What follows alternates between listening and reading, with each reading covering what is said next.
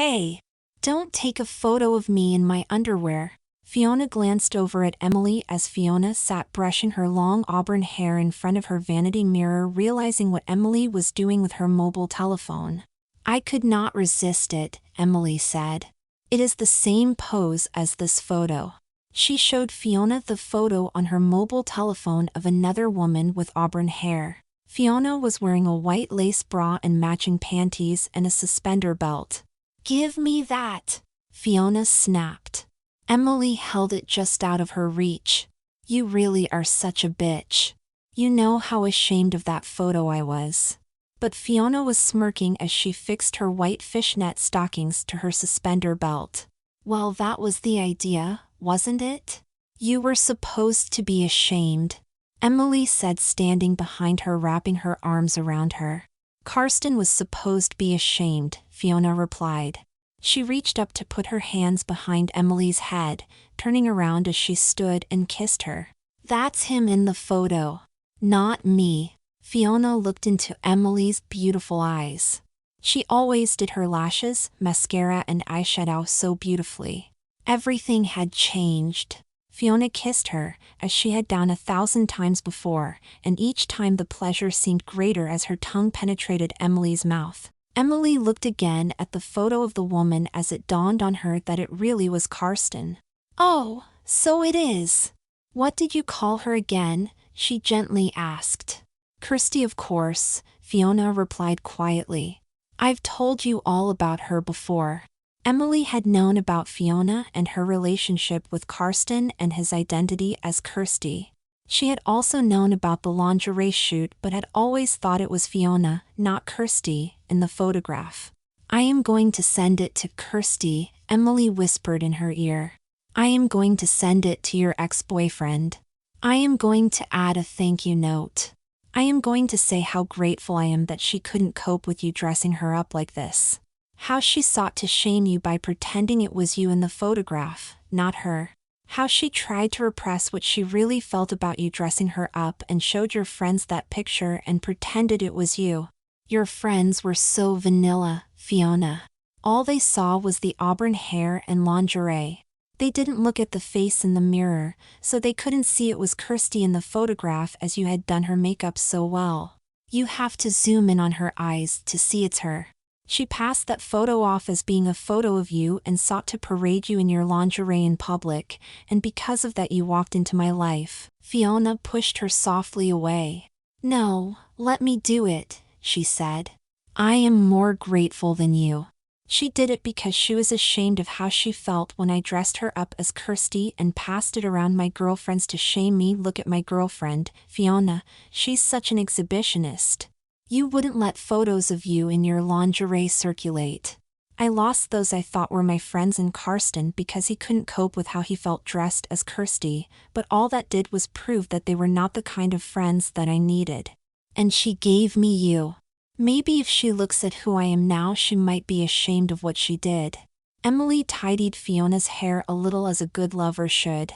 She was proud that she was hers. She loved her like crazy. Ashamed?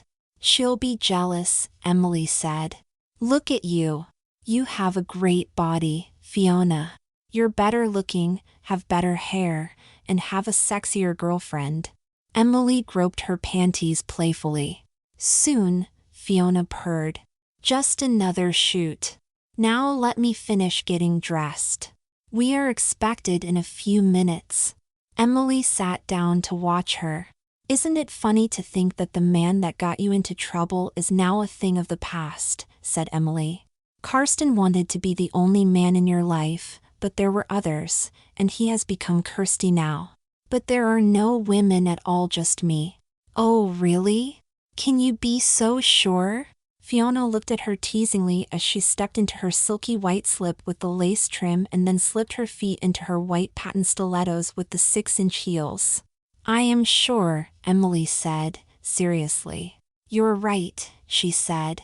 Now come and put my necklace on for me. Fiona pulled her hair to one side as Emily kissed her neck, slowly. Emily could feel Fiona's body quiver with desire. It seems as if I wasted a good part of my life looking for love in all the wrong places, Fiona said, wistfully. But now I have found it. We are very lucky, Emily said. Your ex, less so. He's a good example of what it is to live in denial, said Fiona. I was wasting my time with him. Karsten was a reluctant and repressed woman. Karsten couldn't cope with who she was until he was wronged, betrayed perhaps, but that is what comes from being in the public eye as Karsten, the politician, and trying to hide who you really are as Kirsty. And he was nasty. How can somebody like that find true love? Some can and some can't, Emily replied. She slipped on her silky black slip with the lace trim and looked at herself in the full-length mirror. What a shame, I hope you are not planning on coming with me in just your underwear, Fiona teased, looking at the woman holding the camera who was wearing a black lace bra, with matching panties, fishnet stockings and suspenders under the black lace slip she had just put on, who was once her husband Emile. Emile had been there for her when the scandal broke about her lingerie shoot which had led to the breakdown of her relationship with Karsten. As Fiona had come from a very wealthy background, the idea that she was such an exhibitionist and so immodest as to allow lingerie shoots of herself to get out had damaged her. Emile was something of a recluse and nothing was really known about him even though he lived in a stately home. It was therefore relatively easy for him to become Emily without anyone really knowing that Emile had ever existed.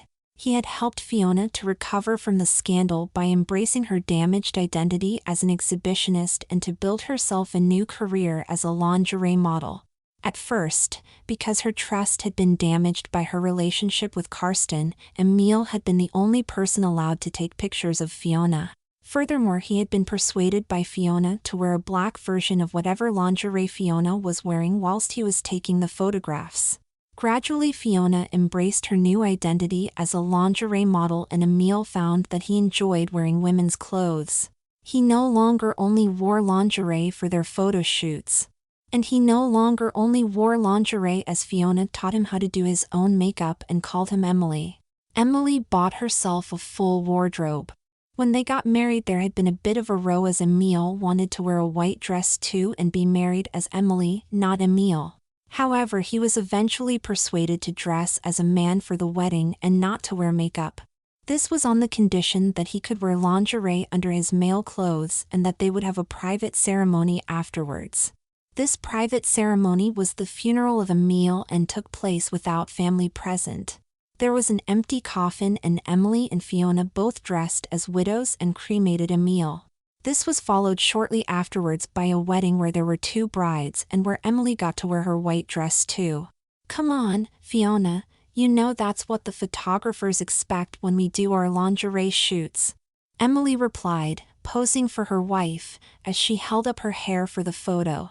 After Fiona took the photo, Emily asked Fiona to help her put her necklace on. Emily slipped her feet into her black patent stilettos with the 6-inch heels and the country's most popular lingerie models were ready for their shoot.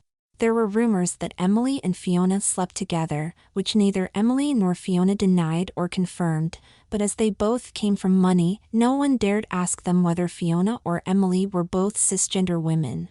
The rumor was that one or both of them wasn't actually born female, but the press never suspected that it was actually Emily who was once Emile.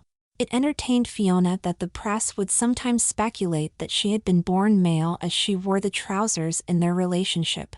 To mock this, Fiona would sometimes even wear a man's clothes, Emile's clothes that he had worn for their first wedding, to lingerie shoots when she went without Emily. On these occasions Fiona would always wear her makeup and gold hoop earrings. She would also wear her hair long or in an unmistakably feminine style. This was the only time she would wear black lingerie for a lingerie shoot. When she attended these cross-dressing shoots, Fiona would always have her nails painted or be wearing false nails, and she would be wearing stilettos. The clear message was that beneath every man's clothes is a woman waiting to get out. But only Emily and Fiona knew who she was.